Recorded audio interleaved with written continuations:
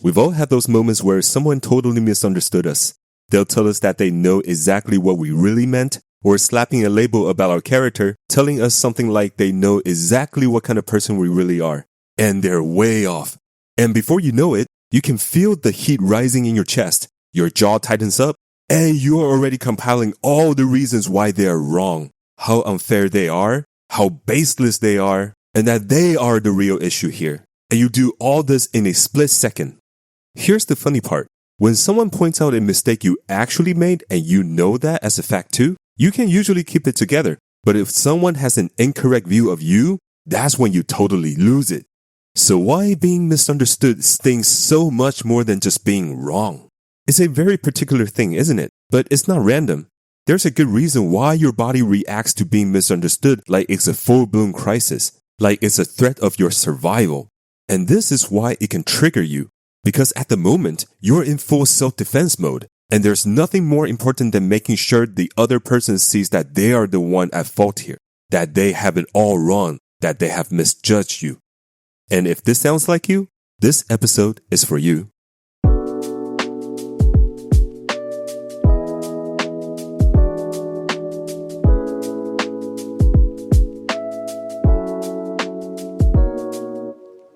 Welcome to Self-Full, the show where we dive deep into the trigger in our head that we don't even know why they're there.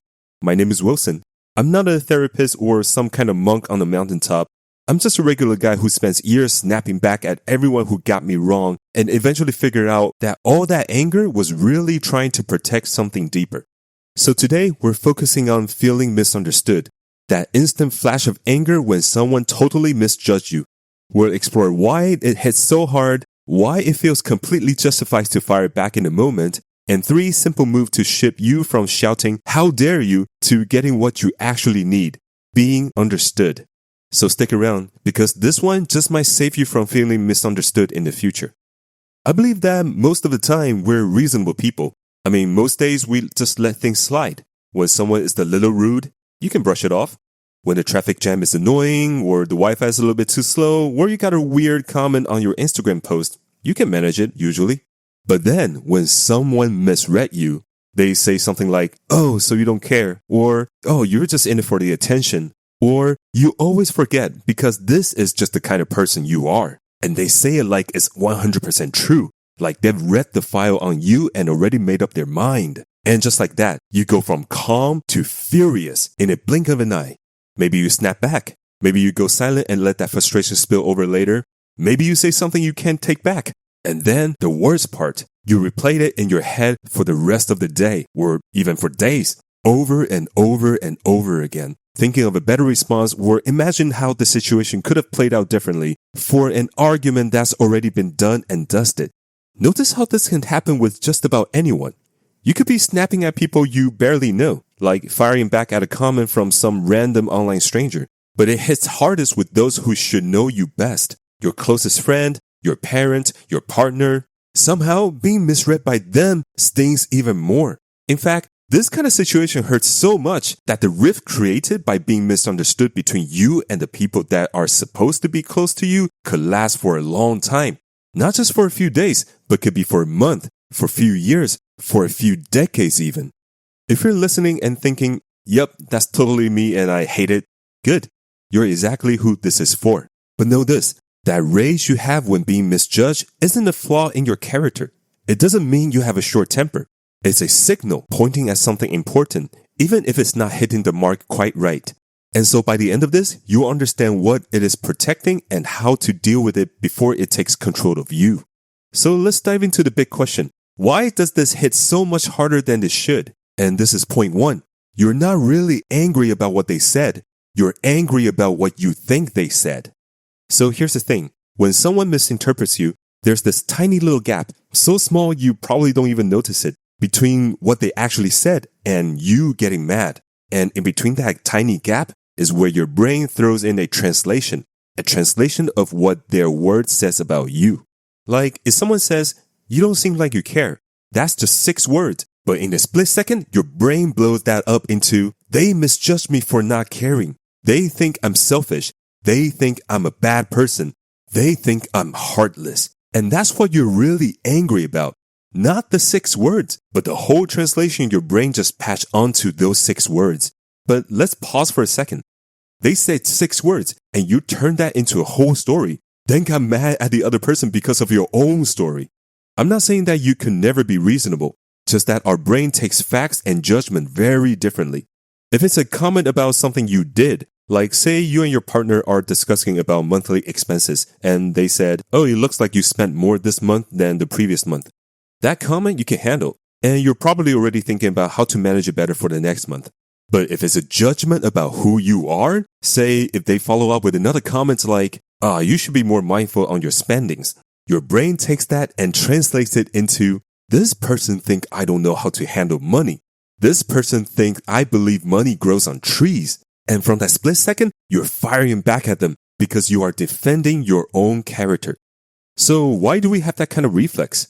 Because back in the day, and I mean way back in the caveman era, being seen the wrong way by your group was a serious issue. If your tribe turns on you, you could get kicked out. And it is extremely difficult to survive alone in a prehistoric era. I mean, try to fend off a saber-toothed tiger by yourself. I mean, this is life or death. So to the human brain, being misunderstood is a biological threat. Until this day, your brain still protects how you're viewed by others like it's a life or death situation. And it has to identify if this threat exists in a split second. That's why the translation in your head comes out so fast. And your threat response, which most of the time is anger and rage, because rage is what triggers your self-defense mechanism, kicks in instantly before you can even think it through properly. The priority at the moment is self-defense of your character, either by explaining yourself, pulling out examples and proof that you are not what they say you are, or questioning their characters so that you can show that they're not all that high and mighty, that they're also just human and they do make mistakes. And then the other person sees your defense mechanism as an attack on their character and also fires back. And at this point, neither of you are reasoning, but are engaged in a rage cycle that feeds on each other. So how do we get out of that vicious cycle? And here's your first tool, a split, a simple split. Catch the story, the translation that you had in your head, and separate it from the actual words. When you feel that rage building up, catch it, pause, and do your best to finish these 2 sentences. The first is, what they actually said was blank. The second is, what I'm making it mean is blank. Say them out loud if you need to, or just think them in your head if you're in a public space. That's the entire trick.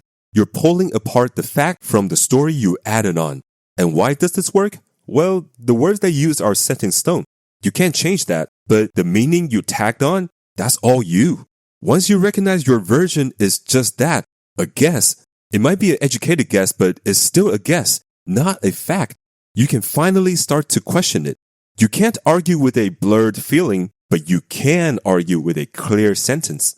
Before that, you're labeling your story, your translation as the truth, but now you can label the story and turns it from the truth into just one possible way that you're seeing it.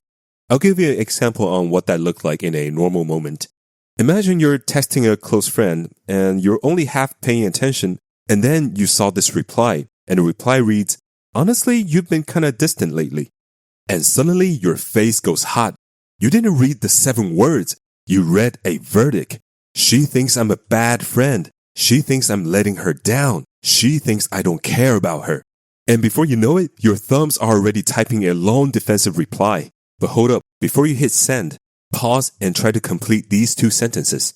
And the first one goes, what she actually said was, honestly, you've been kinda distant lately.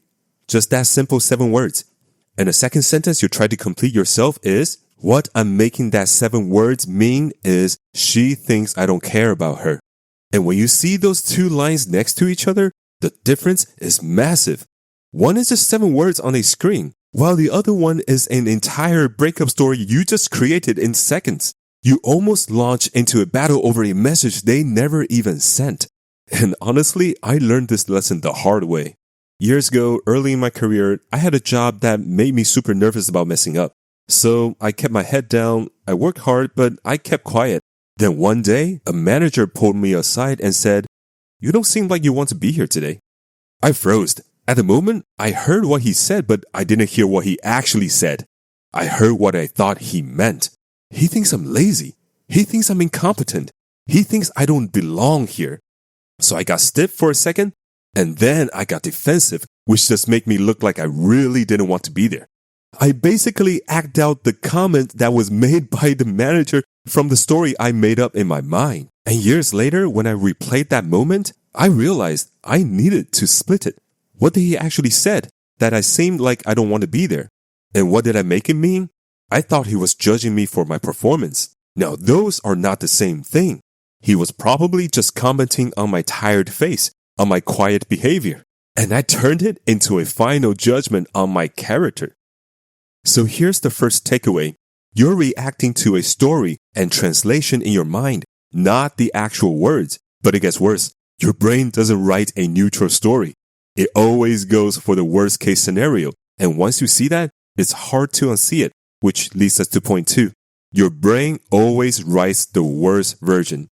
So here's the thing. When your brain makes a translation on what you see or hear, it usually goes for the most negative one. Like when you see your friend seems a bit annoying when talking to you, your brain quickly translates that to, oh man, he hates me now. Or let's say when you're on a date and the other person is just typing on her phone, you might translate that into, she thinks I'm boring. Even something like when you hear a person tells you that, oh, they forgot what you said. Your brain can flip that into, this person don't care about what I have to say. Your brain skips all the reasonable explanation and serves you the most damaging version as if it is the only truth out there.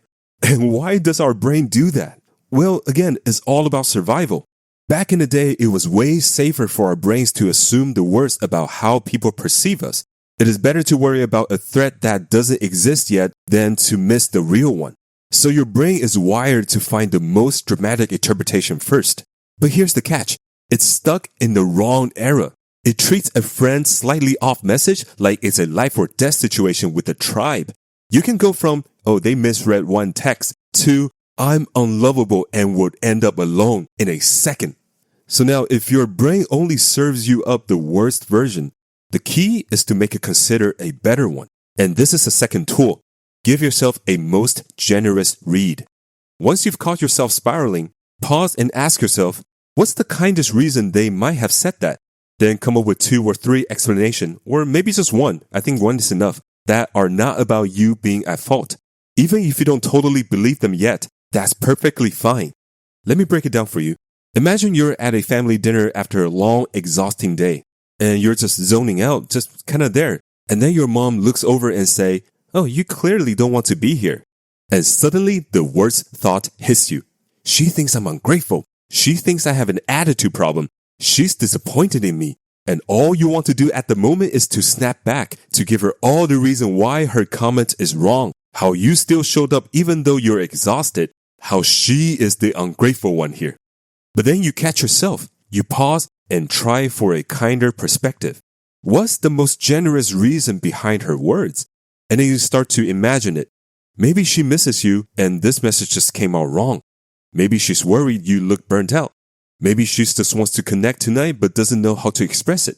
None of that is an attack.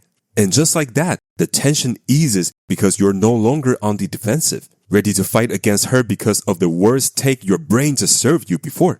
And this is why this tool works. Your brain treats its worst story like it's the only option. So by forcing a second, kinder thought into the mix, the awful one starts to lose its power. It shifts from being the only truth to just one guess out of several. And here's the kicker. Deep down, you know that kinder interpretation is just as likely to be true as the harsh one. Your brain skips it because it's way too busy getting ready for the worst. You don't need to fully believe the generous version yet. You just have to give the worst one some competition. And I wish I knew this tool way earlier. Could have saved me from a lot of unnecessary argument. But I remember there was a tough time when I was at a low point in a previous career. I was overwhelmed and, as usual, I went silent and withdraw into my own head. And to my wife, my silence probably came off as cold and uncaring. And so one night she said, you don't care about us as you used to. And bam, the worst thought flooded into my head. She thinks I'm cold, that I've given up, that I'm the bad guy here. And anger shot up like crazy because it felt so unfair. What does she mean that I don't care? Does everything that I've done for our marriage up until this point counts for nothing? She knows fully well that I'm struggling with my career at this point, so how dare she? But rather than jump straight into another argument, this time I held back my responses. I paused for a second and it wasn't easy, but then I asked myself to think of a kinder angle. I asked myself, what is the most understanding reason she said that? And luckily for me, it clicked pretty fast. The reason I gave myself was, she wasn't attacking me. She was just scared. The phrase, "you don't care anymore," was probably just her brain's worst case scenario. Totally the same thing mine was doing. She was hurting and reaching out the only way she knew how. And once I realized that, she stopped feeling like my enemy. And the conversation continued without ending in a fight like before. We were both able to empathize with each other. I could empathize with her need for connection, and she could empathize with me needing some emotional support. So now you have the tool to split between what was actually said and what you thought it meant. And now you also have the ability to switch out the worst version of the story for a kinder one. But here's the thing. Both tools are still in your head. Even when you can identify what you thought the other person meant and come up with a kinder story, it is still just that, a story, not a fact. It is a guess about what someone else is thinking. And the only way to actually know what's going on is to take that last step. The one that doesn't just cool you down, but also clears up the misunderstanding. Which leads us to point 3. Stop guessing and get curious. So the first two tools that we talked about earlier, the split and the kinder read, that's you just managing a guess, a hypothesis in your head. But here's the thing about a guess. It is still guessing. Misunderstanding starts from a guess about what someone else is thinking. You decided what they think of you, and then you got mad at your own assumption without even checking if it was right. You're not really angry at them. You're frustrated by your own guess about them. So why don't we just ask another person what they really meant? Well, the reason is because feeling certain feels safer. For you, it is actually easier to think they have a bad opinion on you rather than to admit that you really don't know what's going on. But that certainty is what keeps the fire burning. As long as you're convinced you know exactly what they meant, you will just defend yourself. You're in fight mode, and every action of yours will be simply driven by your own emotion. But what are you actually defending? You see, there's actually something beneath all of this. It is a thing that your anger has been trying to protect. What you really want, more than winning an argument, is to be understood for who you really are. But no matter how much you explain yourself, no matter how many examples you can pull out to prove them wrong, or throw an insult back at somebody because you think that they have insulted you, you know as well as I do that these kind of communication style doesn't really go anywhere. And the only way to clear things up is to address the misunderstanding directly. So instead of getting all defensive, get curious, out loud, and here is your third tool. Ask. Simply ask. Before you jump into defense mode, ask a real question like, what did you really mean by that? Or, when you say I don't care, what do you actually see? Be genuine and look for a real answer. No traps or sarcasm, just honest curiosity. And there are 2 reasons why simply asking actually works. First, just asking the question pulls you out of fight mode because you can't be both furious and curious at the same time. After all, anger only arises when you already have a strong opinion, while curiosity exists before forming a judgment. And second, this method gives the other person a chance to clear up the misunderstanding. And often they'll respond with something like, "Oh no, that's not what I meant at all." That's probably the response you've been waiting for all along. And the only way to get it is simply by asking, not swinging back. And here's how this ties everything together. The curiosity is the doorway that lets the other 2 tools come into play. I mean, it is really tough to split the words from your own story when you're dead set on your beliefs. And it is also very hard to build a generous read when you're convinced that the worst is the truth. But the moment you ask yourself, do I actually know what they meant or did I just decide? That certainty starts to crack and everything else opens up. So this doesn't have to be the last tool to use. It can be the first one, and that's what I personally prefer. The quickest thing you can do is to get curious before you raise your voice. This could make the previous 2 tools that we talked about, the split and the generous read, much easier to apply it afterwards. Let's look at a scenario where this could actually play out in real life. Let's say you post something on Instagram that really matters to you, and then a couple of hours later you saw someone commented on that post, and the comment is totally missing the point. It's like they read it as the complete opposite of what you're trying to say. And when you saw that comment, your heart starts racing and your thumbs are itching to fire back with a reply that will mess up your whole day. But this time, you hit pause and break it down. What did they actually say versus what am I thinking it means? Then you give it a more generous spin. Oh, maybe they skimmed it. Maybe that person had a completely different experience. Maybe that person just had an argument with somebody and brought that vibe here. Then comes the real move. Instead of snapping back, you get curious and replied on that comment, genuinely asking, what made you read it that way? And then one of two things could happen. They either explain and you realize something you said tripped them up, or they could just go silent because there weren't much thought behind the original comment. Either way, you didn't waste your whole afternoon and you didn't turn into someone you dislike in your own comment. See, that's the thing about letting your emotion take over your action, because a lot of times we end up regretting them, and I'm speaking from personal experience. I remember a while back, I shared some good news with a close friend, and it was something that I was really stoked about. But then he just goes, must be nice. And that was it, just 3 simple words. At that time, my brain went into overdrive. All of these judgments popped up in my head. Oh yeah, he's just jealous. He's downplaying my achievement. He's not really happy for me. What kind of friend says that? And so I went cold on him. I only answered with short replies ever since and just kept my distance, and I let it eat at me for weeks and getting more mad at my friend as each day passed. And honestly, checking in on him was the last thing I wanted to do because I was convinced I knew exactly what he meant. But the negative emotions in my head wouldn't stop bothering me. And one day something dawned on me. I asked myself, have I simply just decided what he meant rather than confirming it first? So one day, finally, awkwardly, I asked him, when you said must be nice, what did you really mean? And he goes, oh dude man, sorry about that. I actually thought it was awesome. I was just really swamped with my own stuff and I think that came out kind of flat. I'm really happy for you, really. At that moment, I felt about 2 inches tall.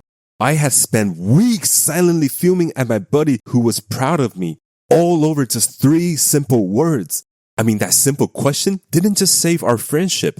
It pulled me out of weeks of unnecessary drama. That's the whole point. So let's do a recap. When someone leaves a comment that feels like a judgment of your character and gets you feeling angry in a heartbeat, instead of reacting right away, take a moment to pause and realize you might not have fully grasped what they meant. That little moment of curiosity is key. From here, ask yourself, what did they actually say? And what do I think it meant? The split technique helps you see that what you heard isn't exactly what was said. It is your brain's own interpretation, a story you made up. And once you see that, you might realize it's probably the worst case scenario your mind cooked up. And so from here, try swapping it out for a kinder guess. Like, maybe they were just having a rough day. Or maybe the tone was off, but they didn't mean it that way. This shift can help you step back from your anger and stay calm. After that, just ask what they really meant to get a clear answer. That genuine curiosity opens things up, and being able to tell the difference between their own words and your interpretation makes it easier to understand each other. If you take away anything from this episode, let it be this one. Before you react, get curious. Ask yourself one simple question. Do I really know what they meant, or did I just assume? That tiny hint of doubt is where it all starts. You don't need to get everything else perfect. You just have to get curious before you react. And here's the thing. The first few times you try this, it might be a little awkward. You might catch the story 3 sentences too late, after you've already snapped. I mean, it took me weeks just to ask that question. And even then, it came out pretty clumsy. But know this, that is not a failure. That is just part of the process. Every time you notice you spent the whole afternoon deciding what those few words actually meant, you'll get a little better at catching it next time. That noticing, that's where the progress happens. Progress to find your inner peace. Know this, it's not about being fragile. It's that deep down, under all that anger, there's a quiet and human part of you that just wants to be seen for who you really are. That frustration, it was never really about the anger. It was you protecting that part of yourself that wants, more than anything, to be understood. And you don't protect that part by being defensive. You protect it by being curious enough to let the truth come through. You don't need to win the moment. Just stop guessing what's going through someone else's head and simply ask. It starts with one curious question instead of a sharp comment. If you found this episode helpful, Send this to that one friend you know that always over-explains themselves. I think you know exactly who I'm talking about. And if you've given all 3 tools a try, the next time someone screws up with you, or if there's a topic that you want me to dig into next, you can find me on Instagram at selffulpodcast or leave it in the comments in whatever platform that you're listening to this podcast on. Remember to get curious before you get loud. The real you deserves one honest question and one honest answer, just like everyone else. And remember, I'm always here for you. Take care.